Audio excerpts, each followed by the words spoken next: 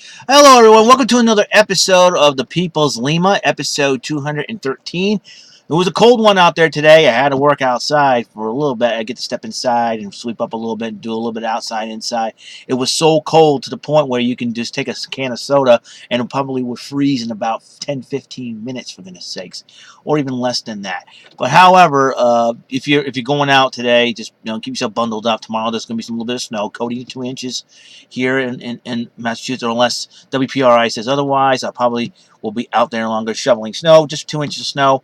People will say 2 inches of snow, that's, but sometimes 2 inches of snow, even that much, could cause a little bit of havoc, not just on the roads, but on the sidewalks and all that good stuff. And that's, sometimes a crazy mall GM could freak out. 2 inches, oh my God, whole world's gonna end. You know what I'm saying?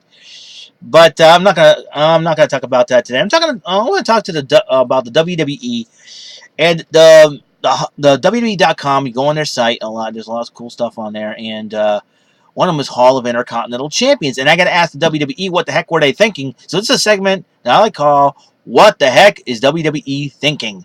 And I know there's a lot of stuff. A lot of people say, "What the heck is WWE thinking on this situation, that situation, in every situation possible?" But I'm going to stick with the Hall of Intercontinental Champions. They omitted 5 Intercontinental Champions. One of the 5, I can mention right now, is Chris Benoit. We all know why. I don't want to get details. You know the story, backstory, everything else. One of the Intercontinental Champions they forgot to mention was Test. Test was a former Intercontinental title holder. He had a title match with Edge. So, a unified matchup, I believe, at Survivor Series 2001. And also, another guy, actually 6 Intercontinental Champions, another guy they forgot to mention was Dean Douglas.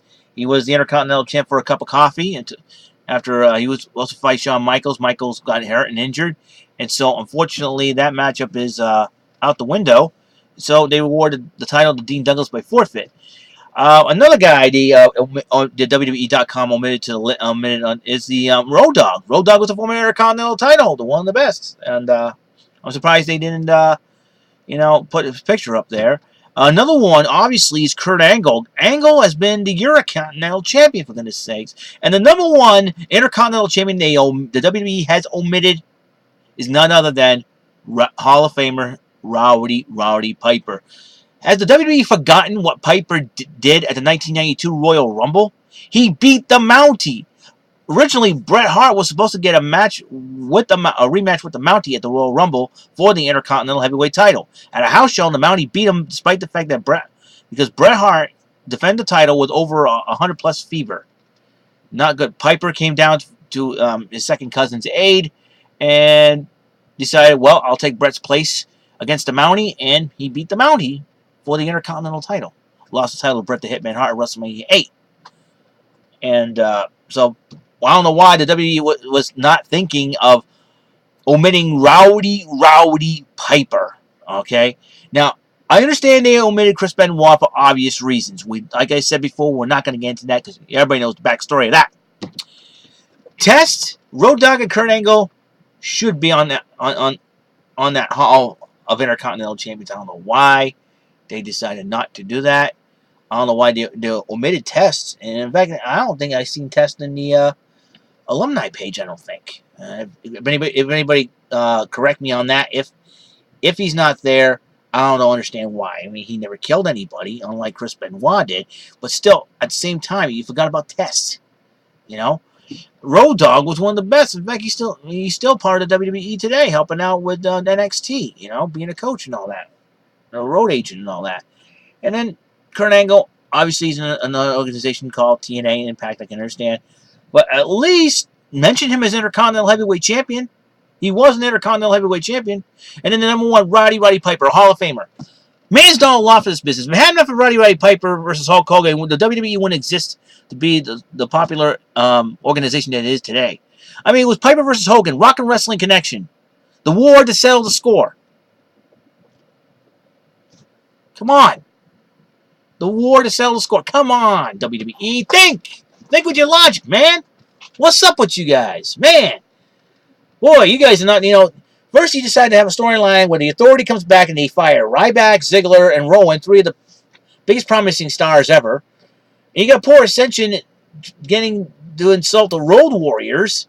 I mean, I'm glad Animal understands, because Animal says he's done that same thing to the Briscoes and the Funks, I believe. And then all of a sudden, and I don't know. And then Seth Rollins becomes the Linus without a security blanket. I'm Seth Rollins. I need the authority guy. He's my impression of Seth Rollins. It's like, I'm Linus. I need my security blanket. I'm going to stomp Edge's head if you don't give me back my security blanket. Wah! Yeah, see what you did? See what you did, Rollins? You had 3 guys fired. Hey, Triple H and Stephanie. Hello, newsflash. Cena's team beat your team, and you fired the 3 guys? I mean, come on. And you said, well, we'll get back at you. All 3 of you are fired. Ah, you know? That's why, Seth Rollins, this is your fault, you Linus. You know what a Linus is? Somebody who wouldn't live without a security blanket. What a dope. So, that is my episode for today of what was the WWE thinking. If there's anything else you want to add to this, go in the comment section to do it. And, well, I may be home a little bit late tomorrow. Like I said, 2 inches of snow is a big catastrophe at the mall. Really? 2 inches? Please. It's more like a glorified scraping, if you ask me. Whatever.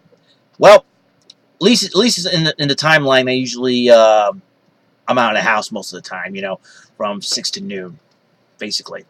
So, be cool. Stay solid. Remember, kids, be like Billy. Behave yourself. Have a nice day. Go shop at Kmart. Say the Texas Prairie Chicken. And hope everything you're going for hits the bullseye. See ya. Bye-bye.